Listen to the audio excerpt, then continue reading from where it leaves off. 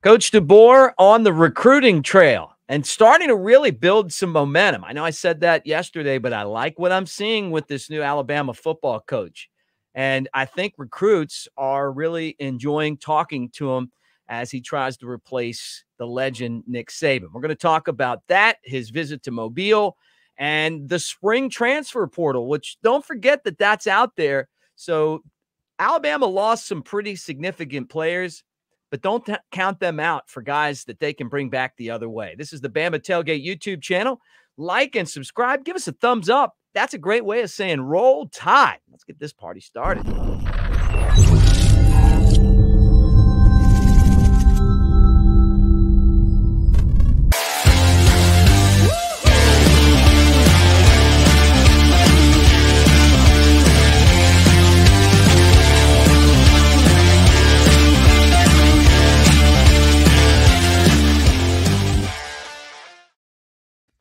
All right, roll tide, everybody. What do you say? Welcome to the Bama Tailgate YouTube channel with Chadwick Anderson. I'm Mick Gillispie. Good to see you, Chad. At this Chad is real, although everyone on this site knows you as the Catfish. Swimming around. Finally warmed up around here. It's been nice. Did you get some? Did you get that snow melted up in Nashville? And I've never been so happy to see snow go away, man. It was awful.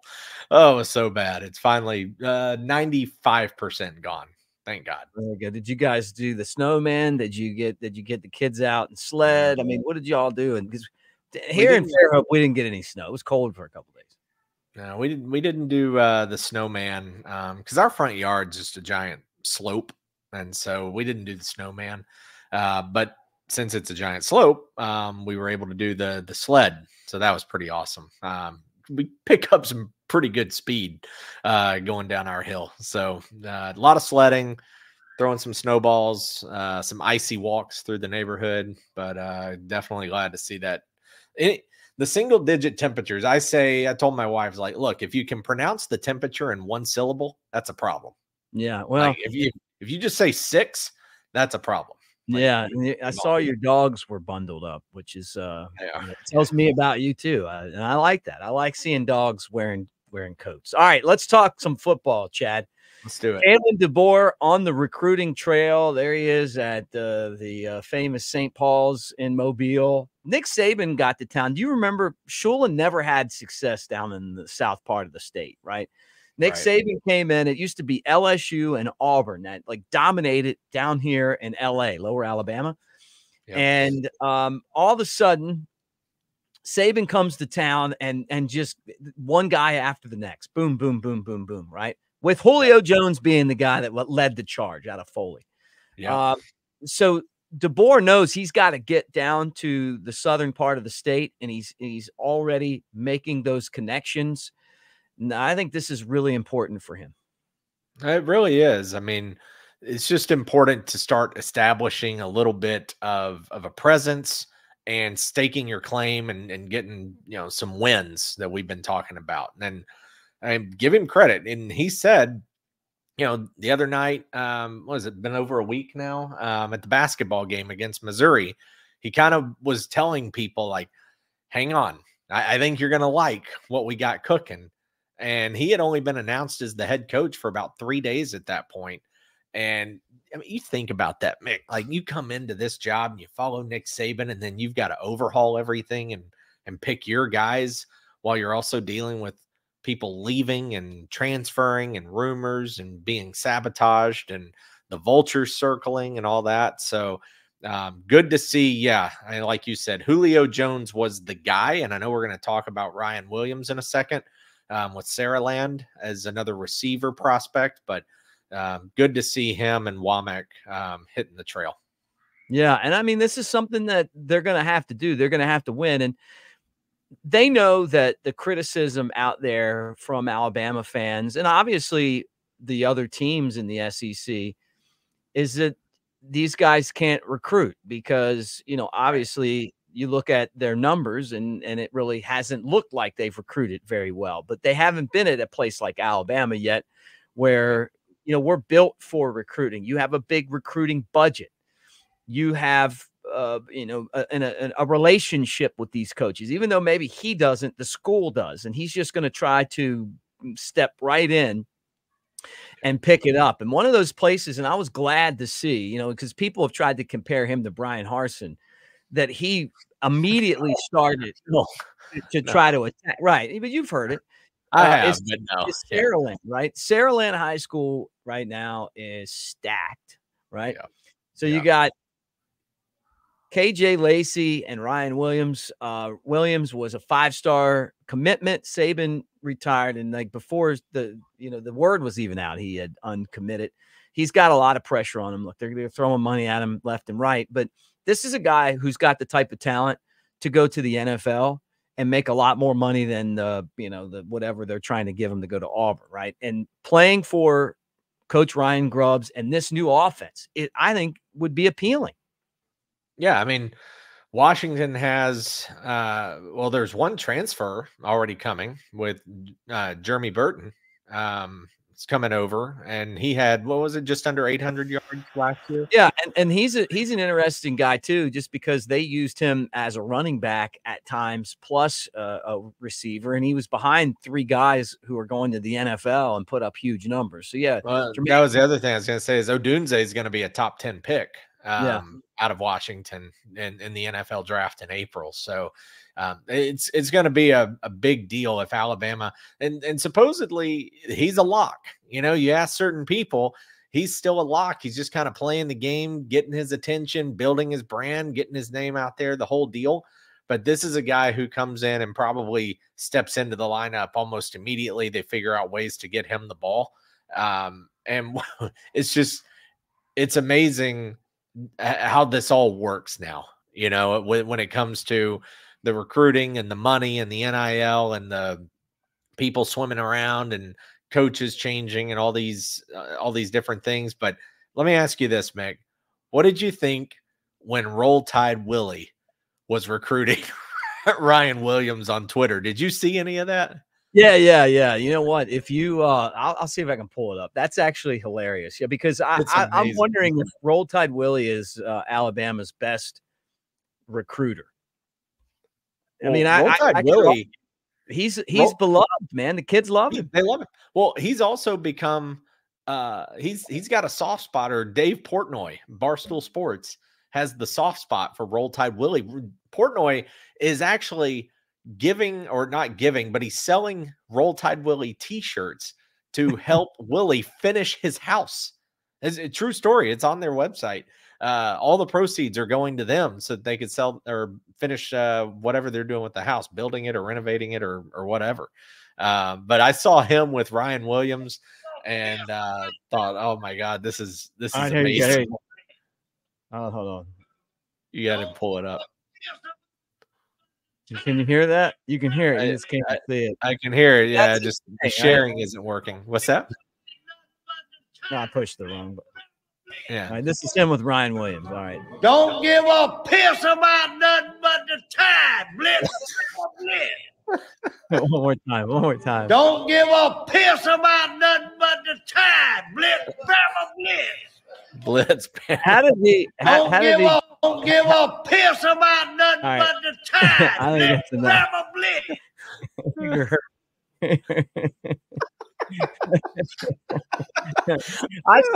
I love it, man. I like to see like he's at the baseball game. He's got all the jerseys and stuff on. Sideline Alabama's great Twitter account. This is the great part about social media, is that this guy was non-existent. Right. You remember back in the day, the 2 big guys that were the Tide twins that would run around. They had the toilet paper and the Tide box and the toilet paper and the Roll Tide roll on the thing.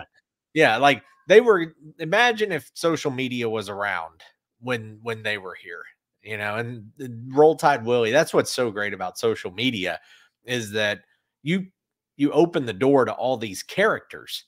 And then imagine if Ryan Williams is legit on the fence and he's over here and like has a little soft spot for Roll Tide Willie.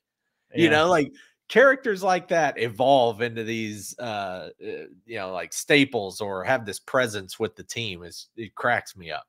Yeah, no, I'm with you, man. I love it. And I think it's funny.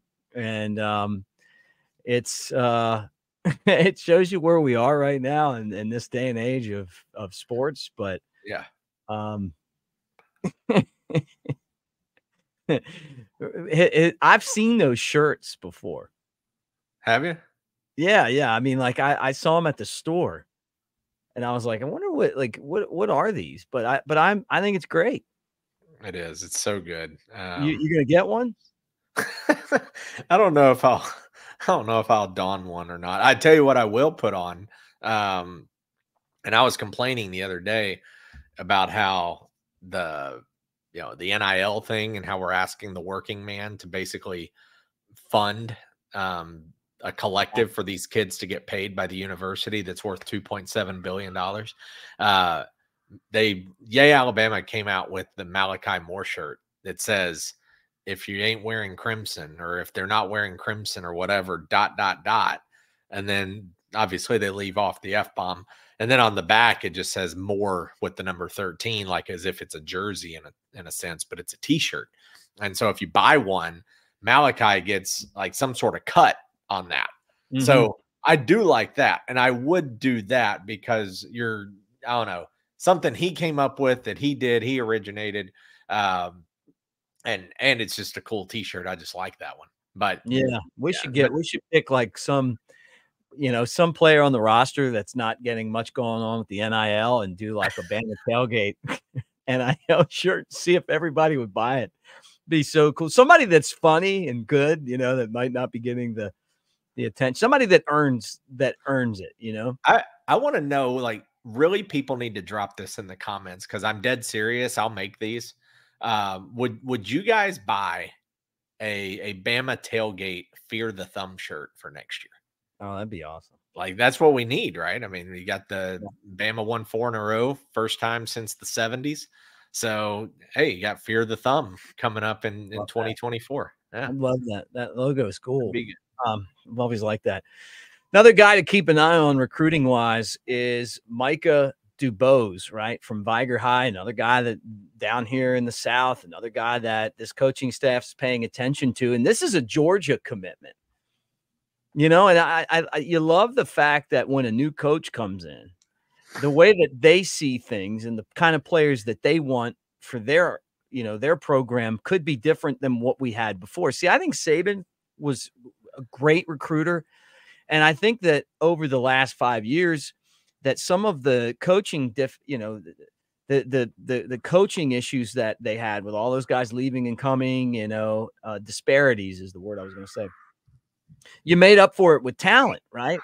Well, DeBoer's going to be around, and I think his staff's going to be around for a while. I think this is going to be a group that works together, for a few years and tries to win this thing, to have fun as a group because they're friends, but also looking to have success.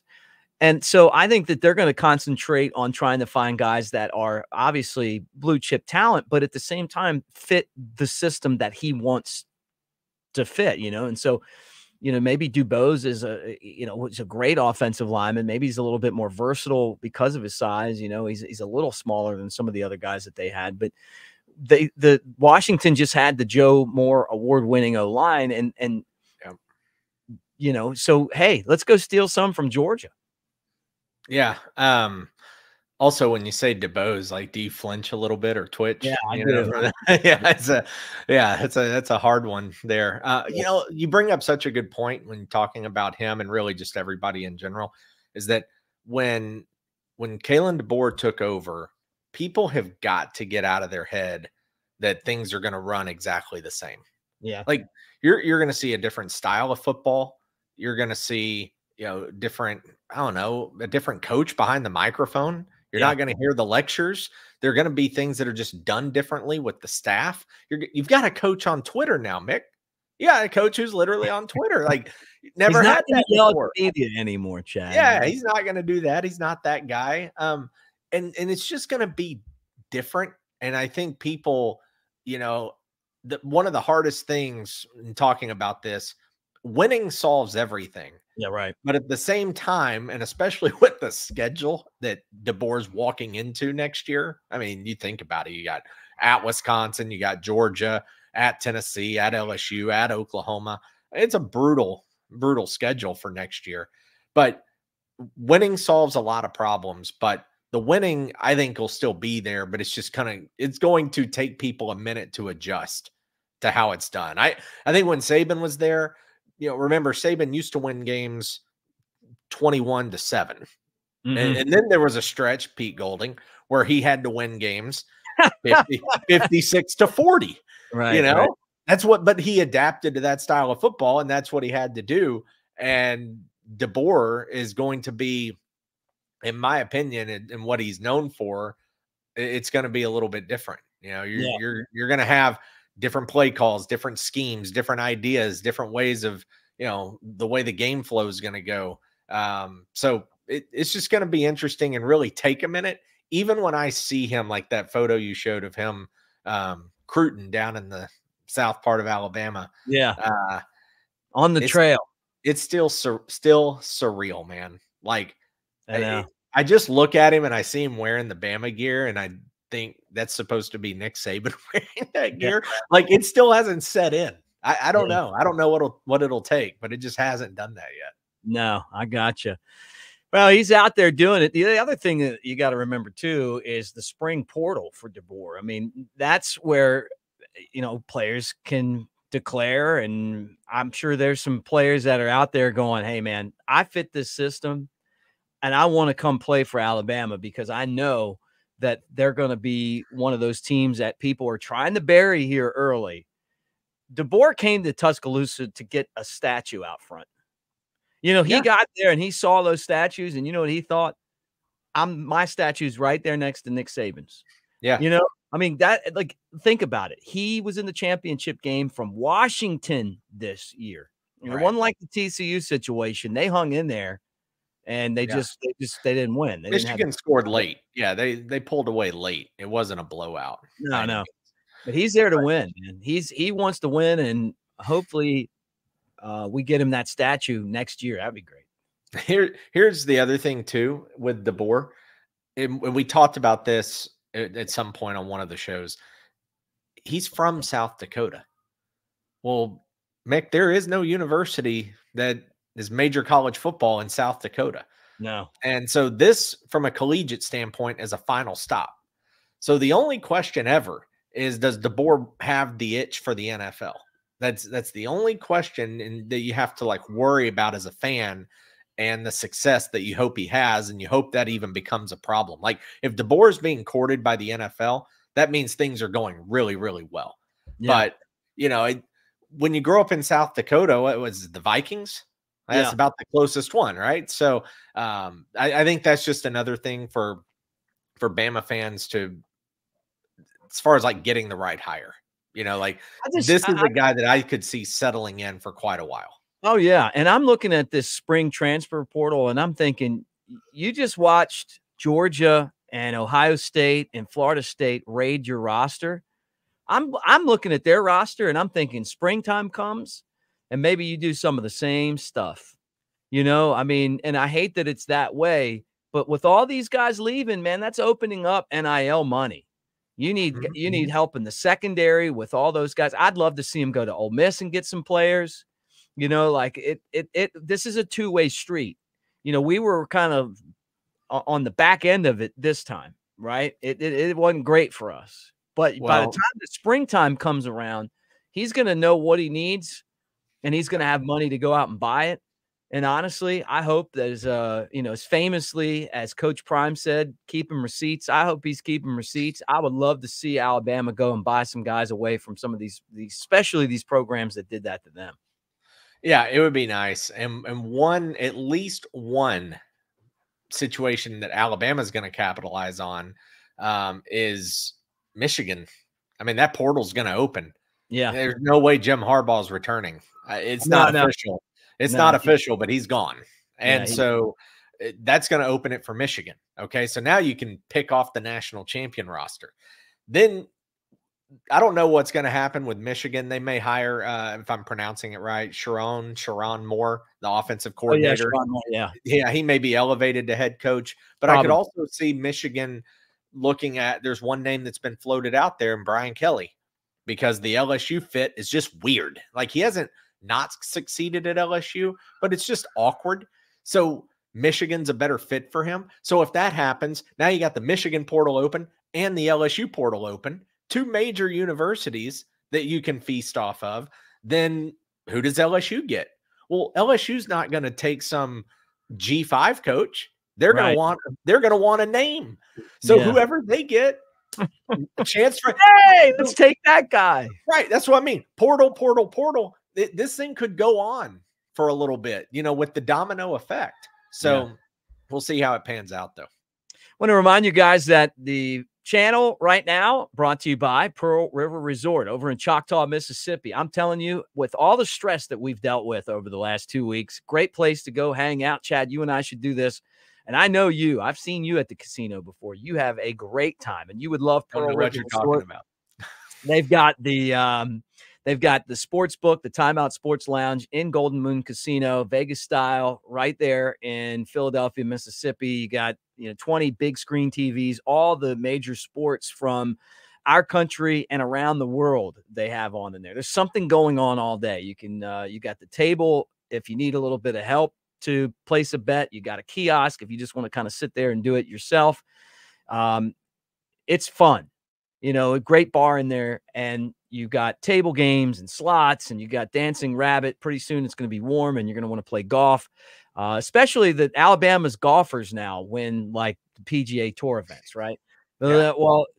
Dancing Rabbit is the Augusta you can play. They've got the spa, so find out for yourself at Pearl River Resort. Plus, Ron White from the Blue Collar Comedy's coming soon, and the Wallflowers, and they always have great events there at Pearl River Resort. Then there's you, Chad. Yeah, do appreciate those of you who have reached out, and you guys have, and couldn't be more thankful for that. So I appreciate that. Just recently, we've helped quite a few families. We helped a veteran who was told no by 2 other companies, helped him get into a home for him and his family. That just happened recently. Couldn't be happier, always helping the vets out. And we've helped families with their budgets and saving $400 a month, $600 a month, and $3,300 a month. True story, not embellishing, fabricating. That really happened. If you'd like to know more, have a private conversation, chat, text, whatever, website there, chadwickanderson.com. Cell phone there. That is my cell phone. Email right there as well. Scan the QR code, and would love to chat if you want to catch up and talk about your situation. All right. Well, it's fun, man. Thanks for coming on and hanging out. Thank you, guys. Stay in the comments section. Let's talk some college football. DeBoer on the trail. See if he can get some guys knocked down, including Ryan Williams, who we're all hoping returns. And look for him to be in Florida really soon, too. Some targets out there. From what I understand, that he's going to be on a sought for. He's probably never had this type of transportation, this type of support, this type of money. I can't wait to see DeBoer knock down the #1 recruiting class. Maybe not this year, but you watch. I think it will happen in the near future, maybe next year. So anyway, guys, thanks for hanging out with us. And again, like and subscribe, give us a thumbs up, and roll tide, everybody.